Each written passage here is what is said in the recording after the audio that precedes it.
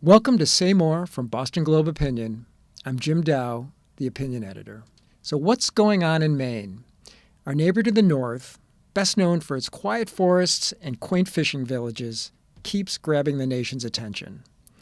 First came the stunning rise of Graham Plattner, the oyster farming populist, who stormed into the lead for the Democratic nomination to challenge Susan Collins, the Republican senator. Next came Plattner's even more rapid fall after he was accused of sexual assault, something he denies. Now the state is reeling from a tragic killing of an undocumented Colombian migrant by an ICE agent. Anti-ICE protests have ensued, some of them outside Collins' office. Meanwhile, Maine Democrats are rushing to pick Plattner's replacement. Who will they choose? And will the ICE killing hurt Collins' re-election chances? We'll discuss those questions and others with our panelists, Globe opinion writers Abdallah Fayyad and Joan Vennochi.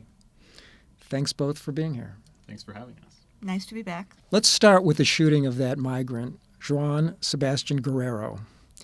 He was shot by an ICE agent in the southern Maine town of Biddeford. ICE claims that Guerrero endangered the agent with his car, but bystanders tell a different story. Abdallah, what's the latest in this case? What we know is that ICE has claimed that Guerrero was putting them at risk, or it was at risk of fleeing. But bystanders and witnesses contest what ICE is saying there. We also know that the federal government has suspended, at least briefly tried to suspend ICE from continuing with traffic stops as a result of this. Trump then later reversed his position. Now it's under investigation, so we'll find out more. But what we know about Guerrero is that his lawyer, or the family's lawyer, says that he had a work permit. He was authorized to work in the United States. The Trump administration alleges that he entered the country unlawfully, and that's why that's how they're justifying the incident. But ultimately, the most important factor here is that ICE was executing a warrant in which Guerrero was not a target. Joan, two ex-wives of David Brulette, the ICE agent who reportedly shot and killed Guerrero, have said that he violently abused them. There seems to have been a fair amount of record of complaints and restraining orders involved in this as well, so it wasn't exactly private. What do you think this says about ICE's recruitment of agents? Well, ICE has said that they are, supposed to be catching and deporting the worst of the worst. Mm-hmm. In this case, it looks like they may have hired the worst of the worst, or at least, based on the ex-wife's allegations, which raise some real serious questions about what is the vetting process? Mm-hmm. What do they look at? What kind of background checks do they do?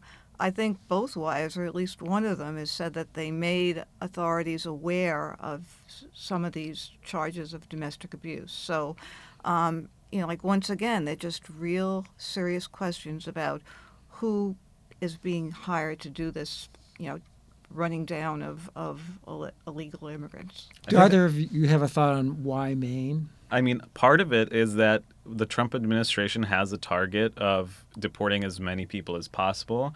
They're going to population centers, so, that's why this happened outside of Portland. They're also looking for agricultural workers. Maine also has a lot of agricultural workers who are undocumented, so that could be why it's a target. I think they're going anywhere they can. They're also antagonistic of blue cities, where they suspect that the policies are friendlier, sanctuary cities and things like that. So, that those could all be factors, but I don't know the administration's complete rationale for it. It's also interesting since there's a high-profile Senate race going on in Maine, which I think we'll be talking about at a later point. And I don't know if they think it helps Susan Collins, the incumbent Republican senator. I don't think that it does, but maybe there's some strategy out there. Well, we'll stick with that for a second. I think it was Collins who originally asked them to stop the vehicle checks, and they did, as Abdallah pointed out, for about 30 seconds, and then Trump overruled them and started them again. So it sounds like she's uncomfortable with this, that it's put her in a spot, really, and now there's protests outside her office regularly. She gets hounded when she goes out in public very often. Could this be helping her in any way that we're missing? I don't see it. It could just be that Trump isn't interested in helping her. One never knows with him. I mean, what I will say about that is I think that, it's not far-fetched to say that Susan Collins bears some responsibility for what happened. She actually failed at her job. Her job is to represent Maine in Washington. And what she has been telling residents of Maine is that, she's a moderate and she can moderate Trump, and that she's an advocate for Maine, and that it's better for them to have her advocate for Maine with Trump than somebody else. She failed to advocate and lobby the Trump administration to stop this ICE surge in Maine. If she was actually effective at moderating Trump, then we wouldn't see this ICE surge in Maine, and this death maybe would not have happened. So I think there is an indirect link there to how Susan Collins is performing her job as the United States Senator from Maine. And I think that's something that Democrats, will most likely go after her, and something that will resonate with voters because, as we talked about before, this is really shattering a lot of communities. It's hard to see Mr. Guerrero as anything but a really sympathetic victim. He was living the American dream, or trying to live the American dream, based on everything that I've read. He wanted a better life for his daughter. He worked 2 jobs. Just worked really hard. There's no indication at all that he, in any way deserved what happened to him. So, I don't see how any of that helps Susan Collins in her quest for re-election. Absolutely. You've both written about local law enforcement over the years. As a result, you probably have some sense that there's a general resistance to prosecuting law enforcement officials, particularly or most definitely when they are in the line of duty and a fatal shooting happens. We've heard from district attorney candidates who say it's almost impossible to prosecute a federal law enforcement agent. And yet there are some localities or states that are trying to prosecute them for shootings, fatal or none, I think, that happen in their states. What do you think? Is there any way to hold ICE agents accountable when they've violated the law in shooting somebody? Well, there should be, but it seems like it's really hard. And the general trend is if they feel that their life is in danger, which is really a very broad statement, right. There's a way to escape accountability. It happens too often. Yeah. I mean, I think that local law enforcement, local district attorneys, attorneys general should be investigating these cases when the federal government isn't. There's obviously a question of jurisdiction, and the federal government will try to claim jurisdiction when it can because these are federal agents executing federal operations. However, there has been reporting in the New York Times and elsewhere, for example, that the FBI was told its staff that they will no longer be investigating ICE officers. Right.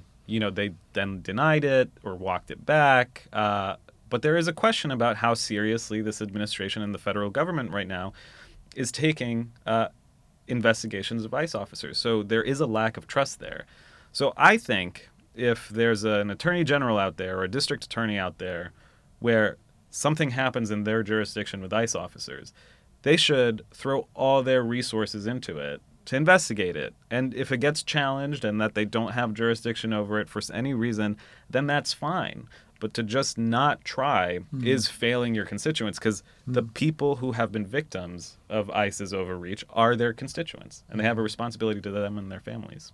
Abdallah, this shooting in Maine kind of stepped on bigger news from earlier this year from the Supreme Court, which very narrowly upheld the concept of birthright citizenship. And you wrote a very moving essay a couple weeks ago about your experience as an American. And I was wondering if you could tell us a little bit about what you wrote. Sure. Well, thank you for mentioning it. I am a birthright citizen. That's how I became an American. I was born in the United States. Neither of my parents are American.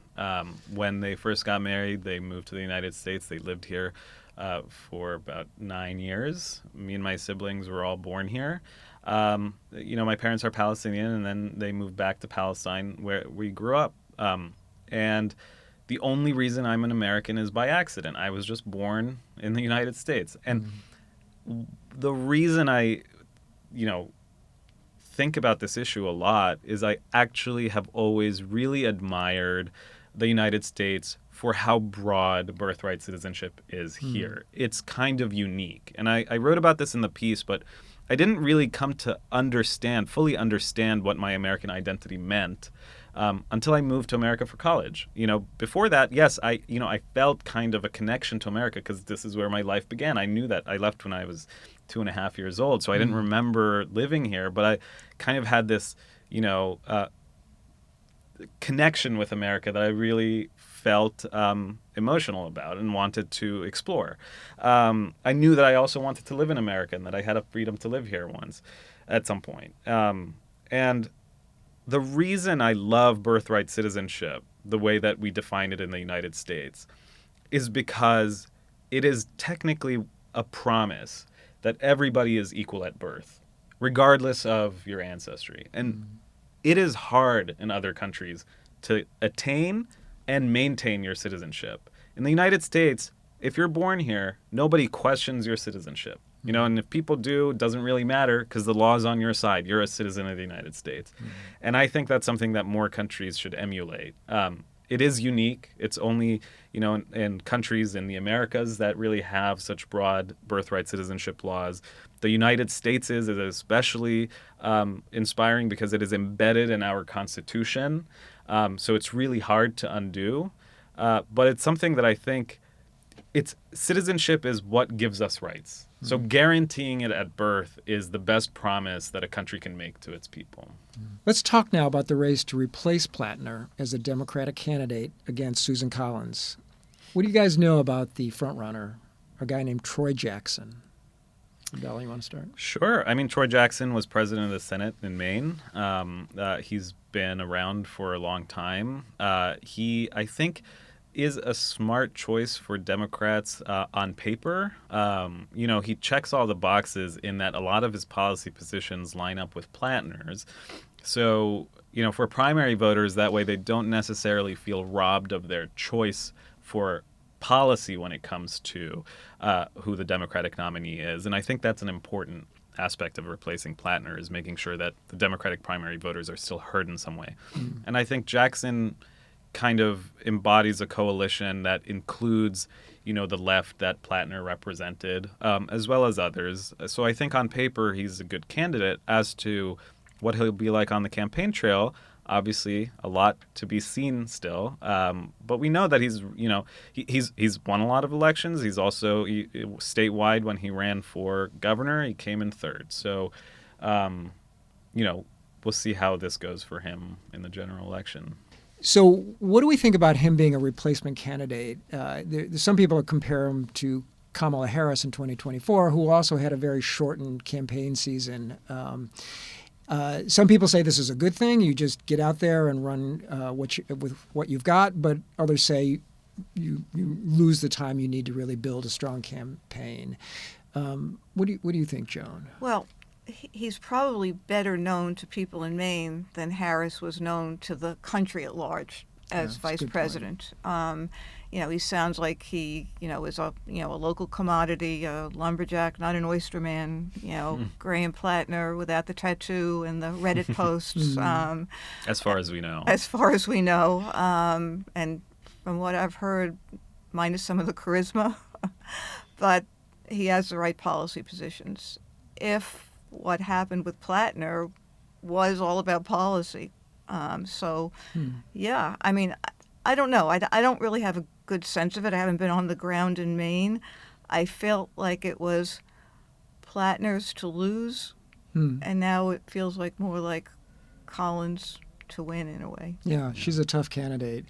Can I just say one thing, though, that I thought is interesting, is this idea that 100 days is not long enough to launch a campaign. Like, this is such an excuse, I think, that Democrats run over the 2024 autopsy that Kamala Harris just didn't have enough time.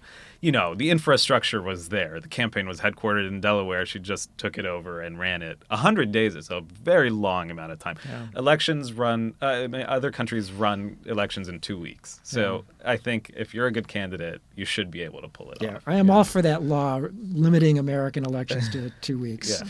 Also be interesting to see if Trump says anything about the race. He hasn't, right? I don't think he, and I suspect he's not going to endorse Collins until the very last minute, perhaps to her benefit. He did kind of defend Graham Plattner against the sexual assault allegations. Gee, I wonder why. He kind of made a vague statement about how people make all kinds of claims or something. Maybe he feels a certain kinship with Plattner now. Yeah, well. As a fellow accused. Let's change directions rather radically to what is probably the biggest story in the world, which is the shooting war between the United States and Iran. This is a story that sort of had, fallen off the front page after Trump signed a ceasefire last month. Iran then fired on some ships transiting through the Strait of Hormuz. Trump declared the ceasefire over, and now he's bombing away. In the last couple of weeks, or maybe just the last week, actually, 3 American service members have been killed by Iranian attacks, and who knows how many Iranians have died in American bombing. So are we now stuck in another forever war? It just feels like these are two intractable sides, and they're not going anywhere. What do you guys think? I don't know if it's a forever war, but what strikes me is how it doesn't seem to have captured the attention of the American public as much as the World Cup. Right? I mean, there are these two, competing headlines, and everybody is all in the feel-good spirit of soccer, and what's happening in Iran just seems to be like an afterthought to most people. So I'm not sure I understand why that is. Maybe it is because, this week we have 3 casualties, and then we kind of refocus on it when, when there's death involved. But we have a really a way of just keeping an arm's length distance from things like this. I think I know what it might be, which is that the United States is incredibly lucky in not sharing that many borders. It's only bordered by 2 countries land-wise, and the United States, when you're walking around, it doesn't feel like we're at war. U.S. soldiers, represent a tiny fraction of the U.S. population. So the people and families impacted, by the deaths of U.S. troops is a fraction. The general population doesn't actually feel the cost of war, other than in the abstract that this is costing us billions of dollars and that it is costing us fellow citizens, and that the human, I think, catastrophe of any kind of war, which includes a lot of civilian casualties on Iran's side as well, which I think morally offends people as well. I think people understand that in the abstract, but Americans don't feel in the same way that they're at war. We also have a lot of images of that destruction. With the Russia and Ukraine war, there's a lot of, pictures and reporting about what the battlefield really looks like. Same with Israel and Gaza. This, you don't really have an image of what, we're doing on the ground there. Yeah. And I think that allows us to keep a distance. Yeah, and I think the Trump administration wants it to stay that way. I think that goes to your question, Jim, about whether this is a forever war or not. I think it certainly has the potential to be a very protracted war that we might not get under control for a very long time. And the reason for that is that it was very ill thought out. This was not a war that the United States should have started in the first place. I believe that Trump now believes that, but has to dig in his heels because there obviously is no easy way out. What we've seen from the beginning of the war to now is that the Trump administration has consistently changed their goals, their objectives, what their war objectives have been. Essentially now our only war objective is to open the Strait of Hormuz, which was opened before the war. Yeah. It seems to me like Trump understands how big of a failure this has been politically for him and strategically. And I think he is just digging deeper and deeper and deeper, as often is the case in war. The surprising thing to me, though, is he's also digging deeper and deeper for the nation's economy, in a sense, right? Because the reclosing of the Strait of Hormuz means oil prices shoot up, gasoline prices at the pump go up. We're getting closer and closer to the midterms, and voters tend to blame the guy in charge when it comes to the election. So is there any way this doesn't hurt Republicans in the fall, do you think? It's hard to imagine how it helps them. There's not a good headline out of it. Maybe that's why ICE is ramping up what it's doing, to change the subject. I don't know. Does it surprise you that Trump would do this again when he knows that he's clearly concerned about gas prices? It's one of his obsessions. He's yet to acknowledge anything, as Abdallah said. I mean, he just keeps on keeping on. I think Trump is also obsessed with American military might and displaying it, which was not necessarily always the case. I think when he first came into office, as I think is the case with a lot of presidents who come into office without, prior executive experience or experience making decisions on behalf of the military, is that he was a little timid even though he does seem like somebody who loves display of military might, all the flyovers and things like that. What I think the war in Iran did is that, Trump was on a high of all these military operations that had gone strategically well for him, like in the case for Venezuela. Regardless of what you think of these operations, they were a strategic success from the military's perspective. And so he thought he could get an easy win in Iran too. All of a sudden that collapsed. And what Trump is having to deal with is the United States military looking much weaker than the world perceives it to be. Here is Iran going toe-to-toe with the United States and Israel, two of the largest militaries in the world, with the United States being the largest by a million miles, and coming out with Iran being able to say legitimately to its people that, like, hey, we won this war. It's easy for Iran to make that argument. Of course, the U.S. is going to make the same argument, but the fact that there isn't a clear,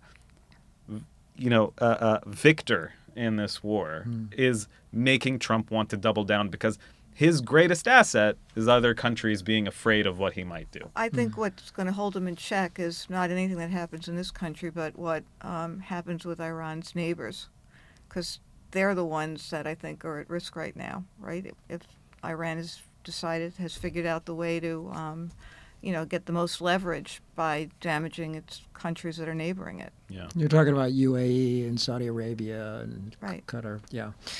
All right. Well, maybe more testosterone for American troops will make a difference.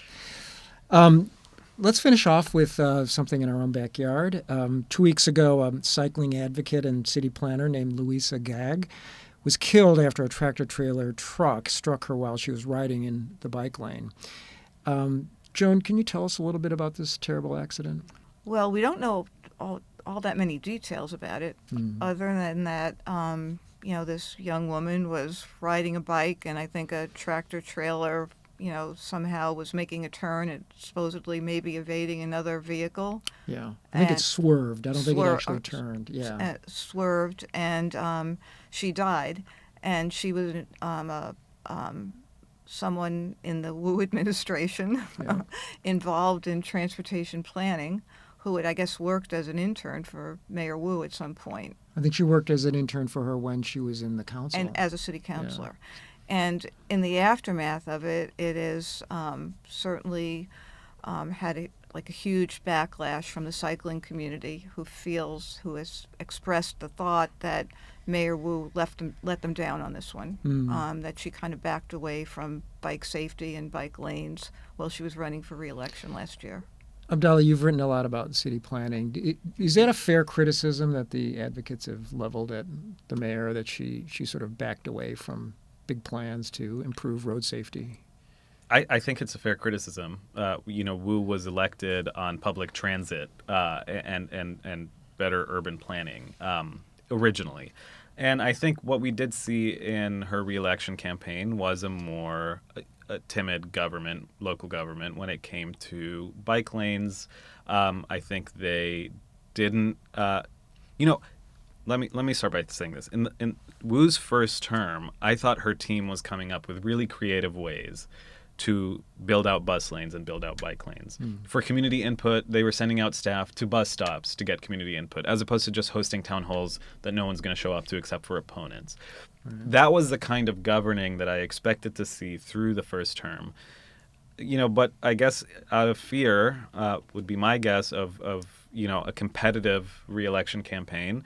That too much controversy was not something that was attractive to kind of like, why do it if it's a political liability in a given moment. I understand that from a political standpoint, but the election's over. And, if this is what you were elected on, I think this is something that you have to follow through on, which is, make Boston a more bike-friendly city, make Boston a more public transit-oriented city, make Boston a more walkable city.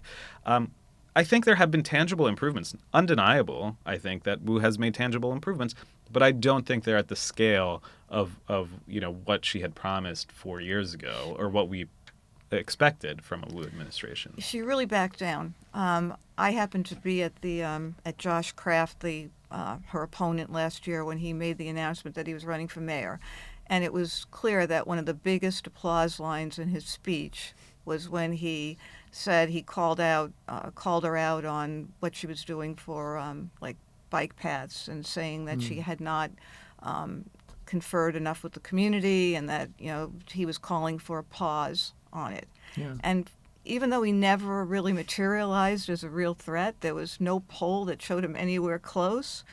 For some reason, she did back down. She knew Louisa Gagg well, I think, and she did speak at her memorial, and became quite tearful, I think.